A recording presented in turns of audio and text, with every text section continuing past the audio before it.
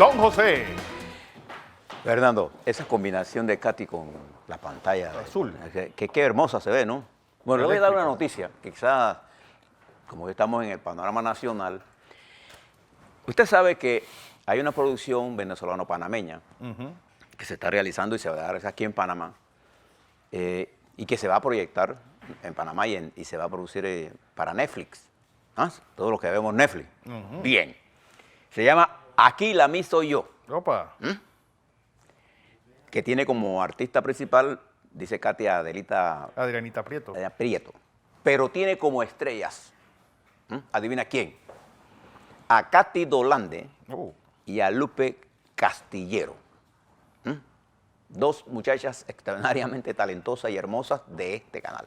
Así es. Participan en eso. ¿No le parece una buena noticia? Extraordinaria. Ellas van a debutar como actrices.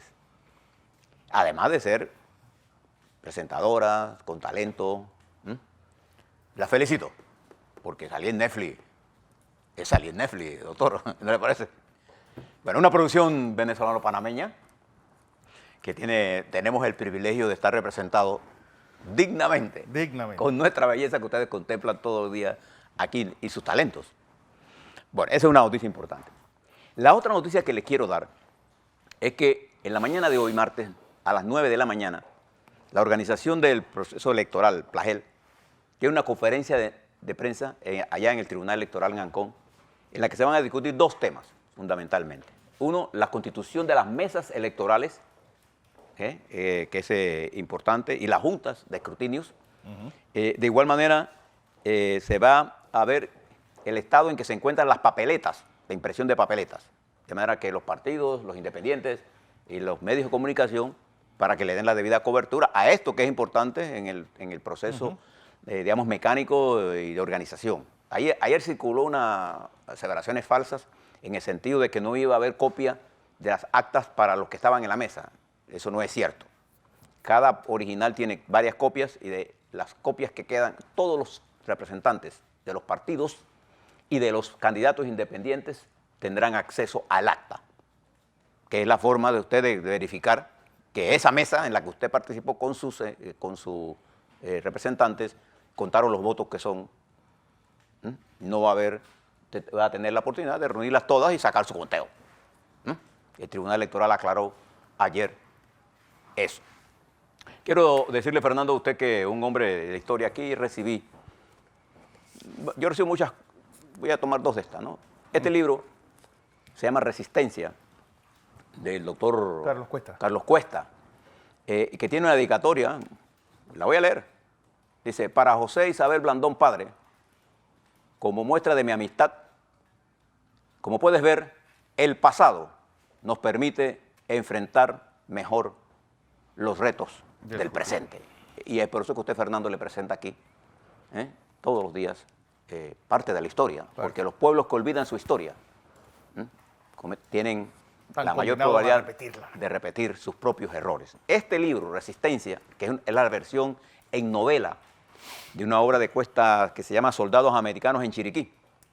O sea, esa es Soldados Americanos en Chiriquí es la versión histórica. Esta es la versión en novela. Novelada de ese hecho.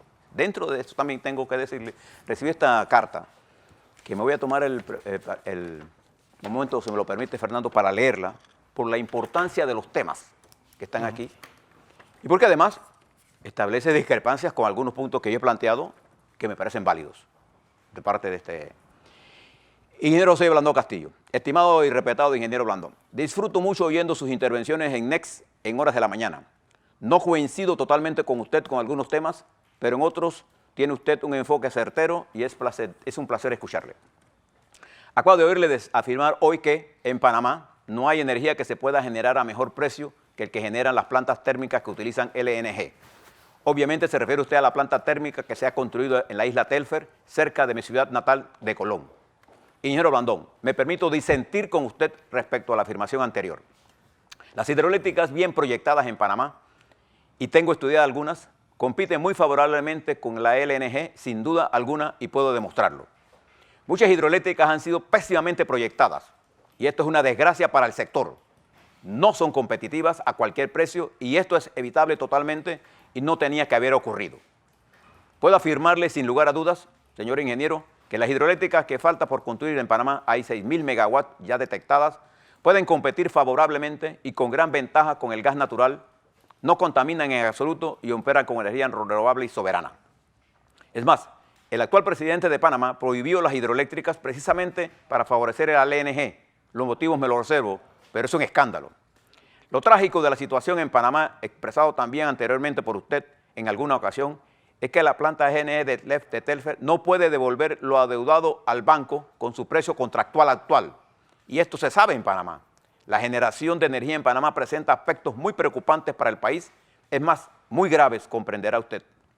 Agradecería muchísimo tener una breve reunión con usted para debatir sobre estos asuntos atentamente, ingeniero Carlos Fernando Magner. Yo creo que él ha planteado un punto.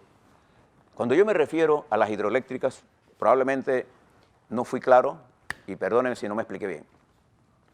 Las hidroeléctricas que están construidas, una gran mayoría de ellas, no son competitivas. No tengo la menor duda que proyectos hidroeléctricos como Bayano, por ejemplo, que son de alta rentabilidad porque ya se pagaron. Pero hay un grupo importante de esas hidroeléctricas que son de pasadas, que no tienen rentabilidad y cuyo costo, ¿no?, elevan el costo de la tarifa nacional. Es una realidad y él comparte ese criterio. No quiero decir, y corrijo si eso fue lo que se entendió, que todas las hidroeléctricas futuras podrían hacerlo. El problema es que las hidroeléctricas futuras que tienen que tener reservorios son muy complicadas para realizar en medio de todo este problema ecológico que se ha planteado. Yo creo que si hoy nosotros intentaríamos construir un Bayano con 30.000 hectáreas de reservorios, jamás lo hubiéramos hecho. No se hubiera hecho. No lo hubiéramos hecho. He hecho Changuinola 1, que es una planta hidráulica importante para darle eficiencia a la planta 2. Echan dos. No, Chan 2, que actualmente tiene un reservorio muy pequeño. La construcción de Changuinola 1, que tendría un reservorio más grande, permitiría una mejor eficiencia de Changuinola 1 en un 15%, lo que abarataría en ese mismo nivel los costos y tendría un impacto directo en las tarifas y en la importación de petróleo. Todo lo que nosotros importemos coopera contra nosotros. Claro. Lo que yo he dicho es que el conjunto de energía, producto de LNG, el gas natural, de las tres plantas que están una que está construida, que es AES, y las otras dos que están en proceso de construcción, una en construcción y otra en proceso de adjudicación, largo proceso, ellas tres en su conjunto tienen un precio promedio del kilowatt hora más barato que lo que estamos generando, casi a la mitad. O sea, la matriz de generación actual tiene el temor de competir con estas tres plantas, porque desplazaría muchas de ellas. Creo que es un punto importante que ha planteado el ingeniero, lo pongo como parte del debate que no estamos dando. Por eso es importante el debate que se dio, Fernando, con respecto al problema de las tabacaleras, porque esos son los debates que a la gente le interesa. Sí. Me alegro mucho, felicito al Ministerio de Salud Pública, al MINSA, que ayer sus funcionarios, de una forma cívica, salieron a expresar y a defender sus puntos de vista, que es la defensa de la salud pública. Hay una foto hermosa que aparece hoy en la Estrella de Panamá. Porque eso es lo que demuestra que un país tiene conciencia de las cosas. Y me alegra esta carta y las discrepancias no son problemas. El problema es que nos atrevamos a debatir estas cosas. Por eso se las traje, Fernando, como un ejemplo. Y para los que vean, esto es lo que produce cuando usted le oferta a la audiencia programas de calidad que le permitan a usted, en un marco del respeto, discutir las cosas. Nosotros estamos abiertos para ser el canal alternativo, Claro. que le brinde a usted la información que usted necesita. Bien. Quiero hablarle antes de pasar al tema de las encuestas. Ayer yo le hablé sobre esto. Hoy se publica una encuesta en el periódico La Prensa. Y si usted compara las publicadas, pues, porque yo tengo otras encuestas que dicen exactamente lo contrario. No las puedo usar porque esa es una información reservada. Pero fíjese, vamos a ver estas tres. Cuando una encuesta dice que tiene un margen de error de más o menos 2,9% o 2,5%, ¿usted qué tiene que hacer? Sume 2.5 más 2.5, le da 5. Ese es el valor absoluto. O sea, de menos 2.5 a más 2.5 hay 5 puntos absolutos de diferencia. Si usted quiere, haga una eje de coordenadas y ponga 1, 2, menos 2, menos 2.5, menos 2.5 del otro lado, y entonces suma y le va a dar cuenta que la distancia entre menos 2.5 y 2.5 son 5 puntos. Esto es porque en una curva de distribución normal, lo que quiere decir el margen de error y un nivel de confianza de 95, que un estudio de encuestas para una población determinada, si yo tengo un margen de error de 2.5% y un índice de confianza de 95%, tengo 95% de probabilidades de que si hago un estudio con las mismas técnicas, se repitan los mismos resultados. Eso es lo que da confianza. O sea, que si yo vuelvo a hacer esa encuesta con los mismos metodologías, voy a repetir los mismos resultados con ese nivel de confiabilidad. Entonces, fíjense los números que tenemos. Hay una encuesta que la voy a llamar, para no darles nombre, la encuesta A, la encuesta B y la encuesta Z que se acaba de publicar en la mañana de hoy. Observemos el primero y observemos el comportamiento. Cuando se habla del primer puesto, todos coinciden en que el primer puesto lo lleva el candidato del PRD, Nito Cortizo. Pero fíjense la diferencia. La encuesta A la lleva en 51%. La encuesta B, que se publicó en estos días, en 38%. Y la encuesta de hoy, C, que se publicó, la pone en 28%. Fíjese la diferencia entre 51 y 28, que se publica hoy, hay una diferencia de 23%. 5 veces el margen de error. ¿Usted cree que eso es posible? Están encuestando dos mundos diferentes, metodologías diferentes, ¿tienen alguna validez? La otra tiene duplicado el margen de error con respecto a esta.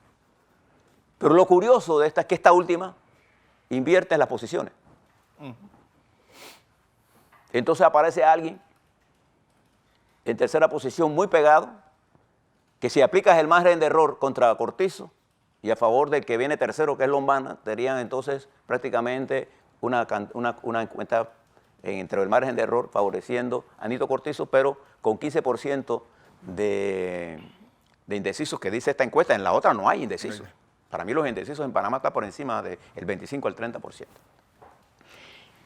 ¿Por qué se produce esto? Bueno, usted tiene varias hipótesis. Una, las muestras están mal tomadas. Dos, las metodologías son diferentes.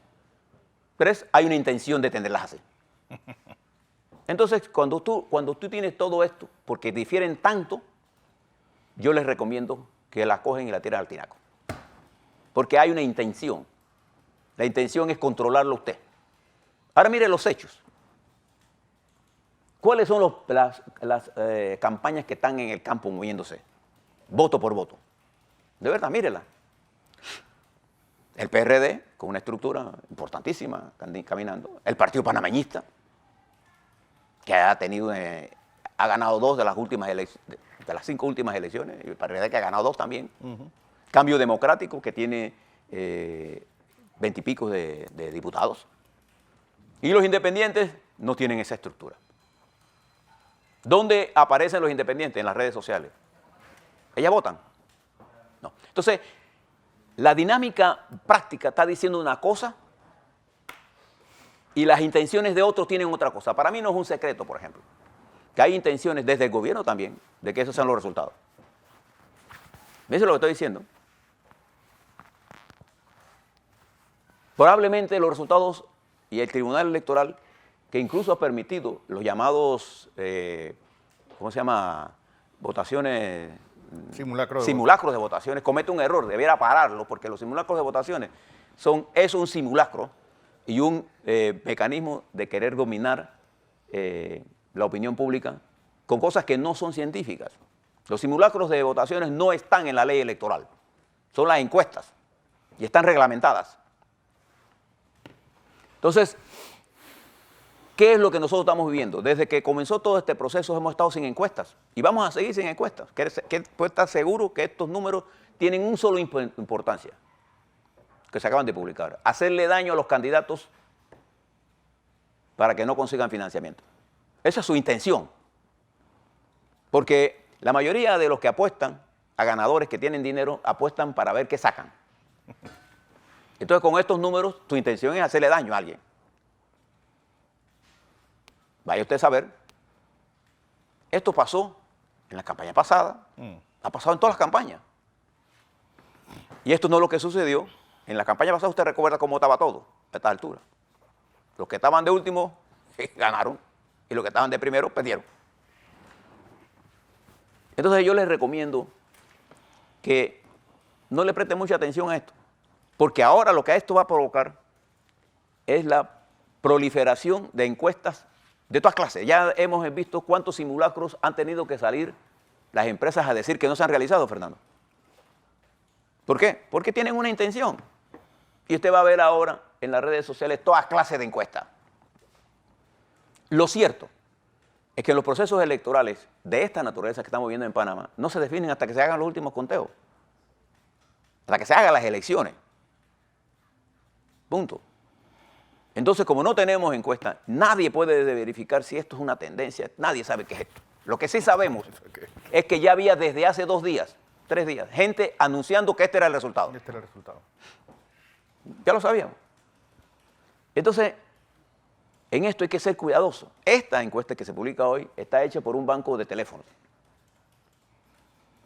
Y citan los ejemplos que tienen en no sé qué, en Colombia. Cada país es diferente. Panamá tiene 4 millones de celulares. Nosotros tenemos gente que tiene hasta 2, 3 celulares. Sí. ¿Cómo se puede muestrear esto? Porque antes, en los teléfonos de base, fijos, usted sabía cuál es la residencia. ¿Cómo sabe usted que ese es el residente de esa comunidad? O que esa distribución geográfica es la que es. Claro. No sabe. Entonces, otros que dicen, yo pongo urna.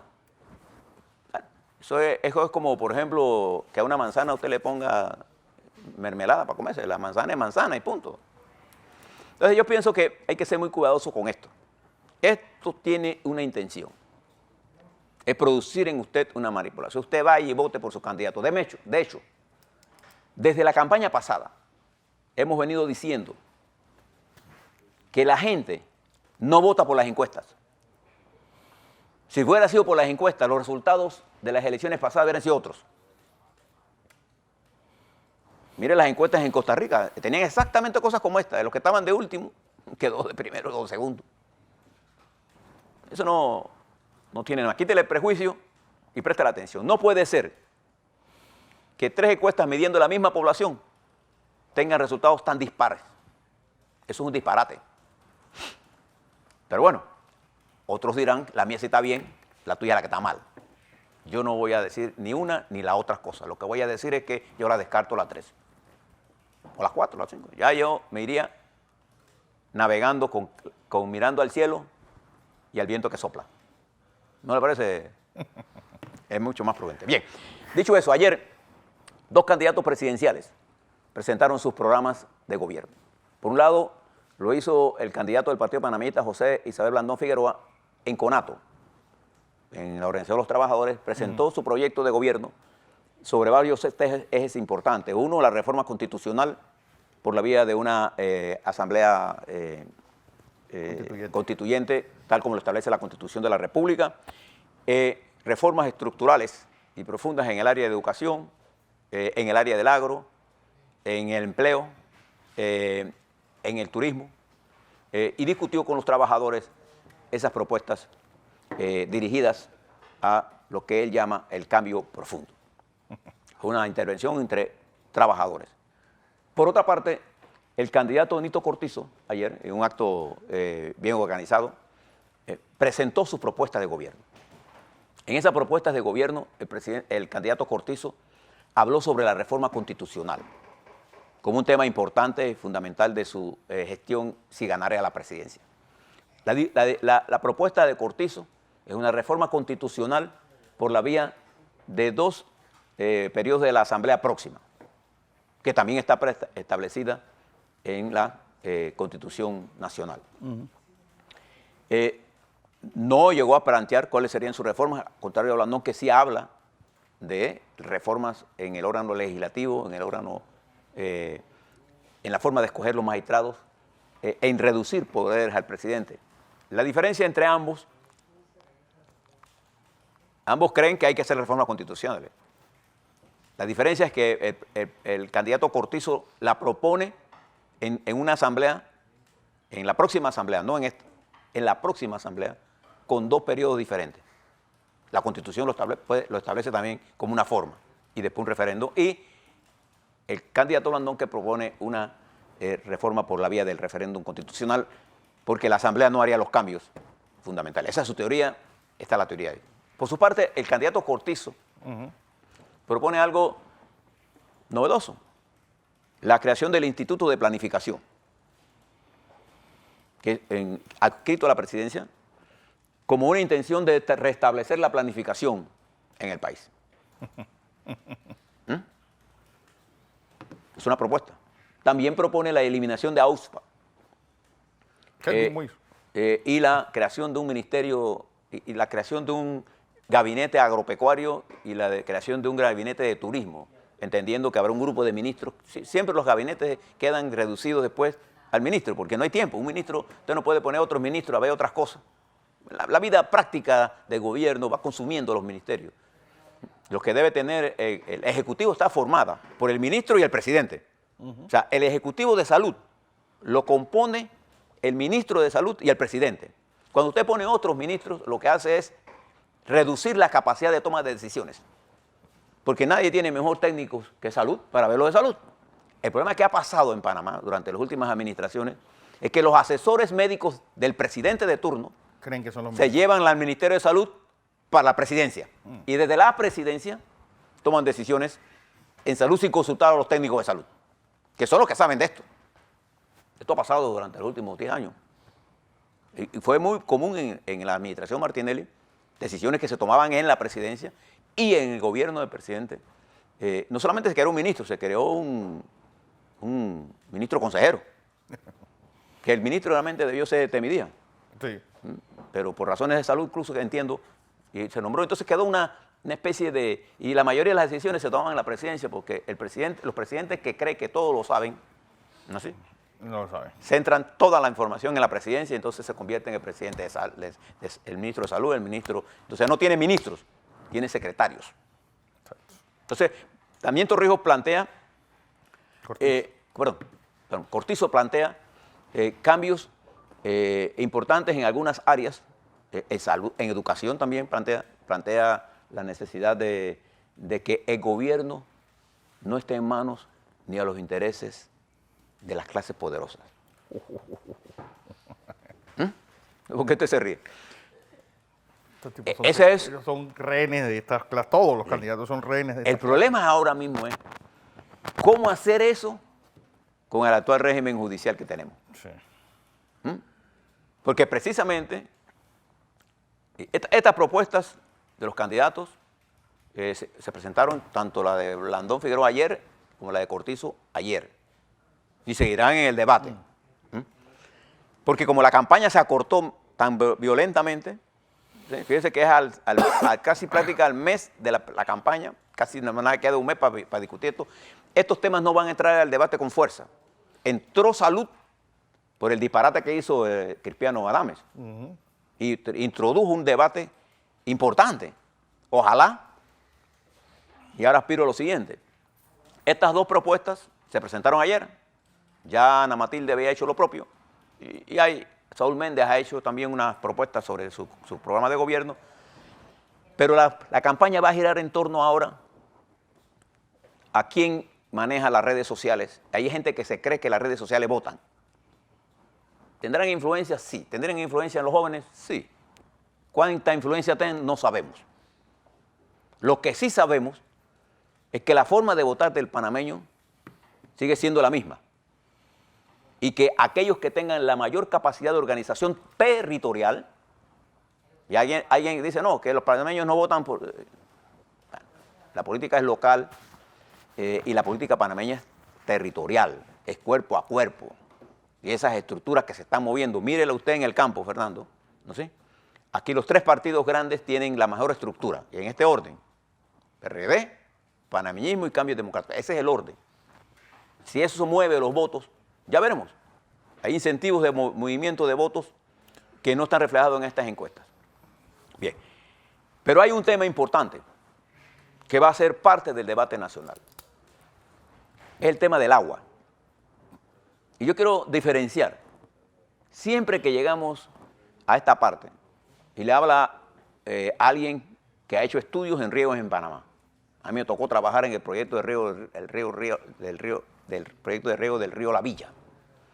En marzo, el caudal crítico de todos los ríos del país, salvo algunos del Atlántico, bajan sustancialmente en el Pacífico.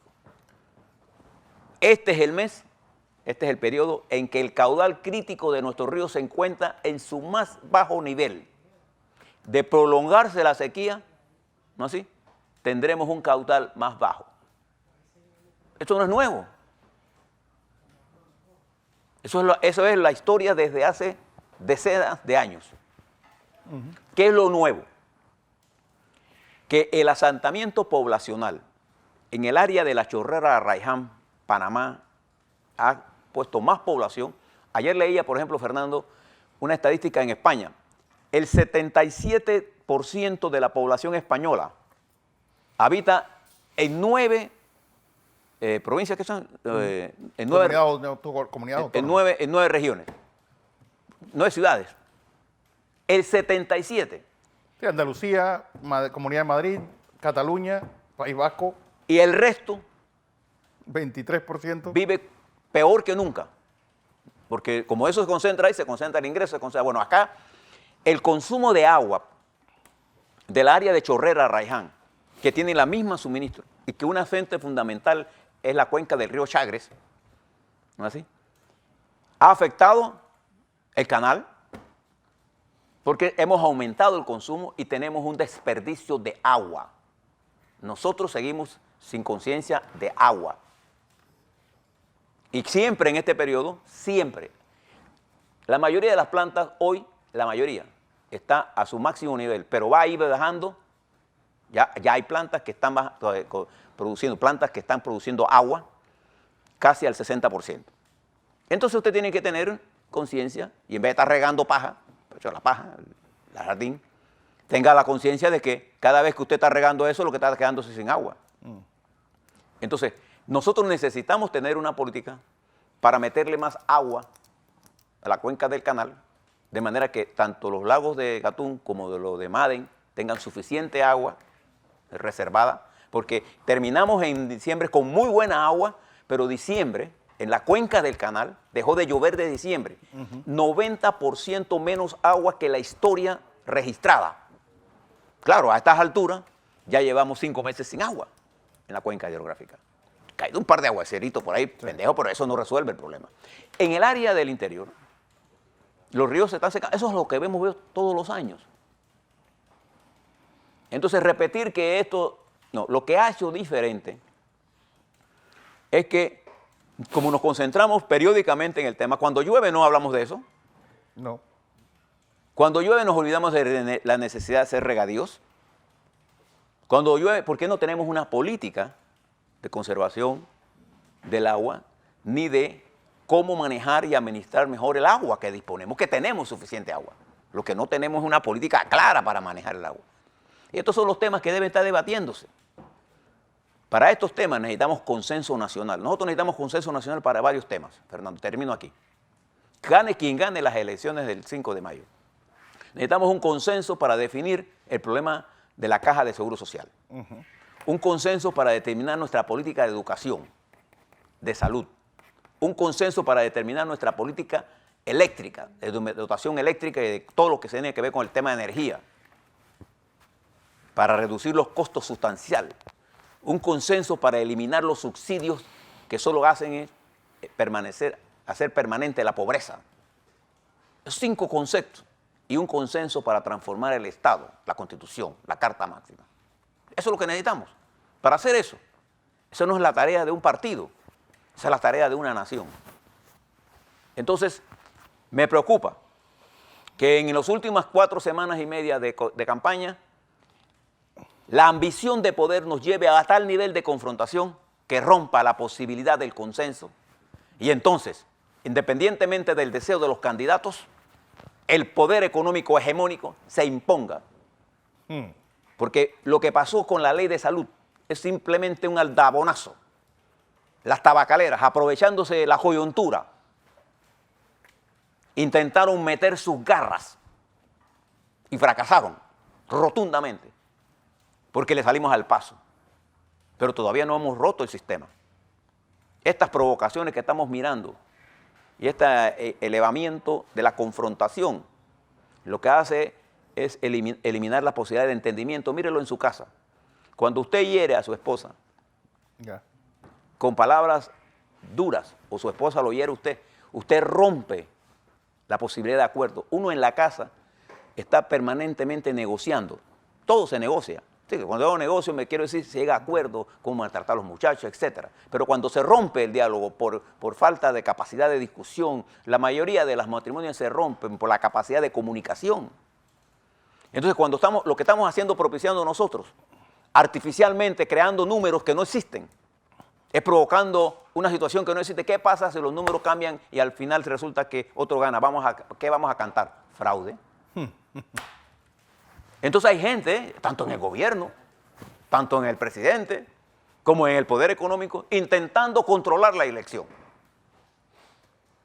Yo digo que la elección tiene que darse con las confrontaciones de ideas, pero tiene que prevalecer el criterio de que en una situación compleja como la que estamos viviendo, no hay forma que el país salga si no marcha con un determinado nivel de unidad para resolver los problemas estructurales. Así es.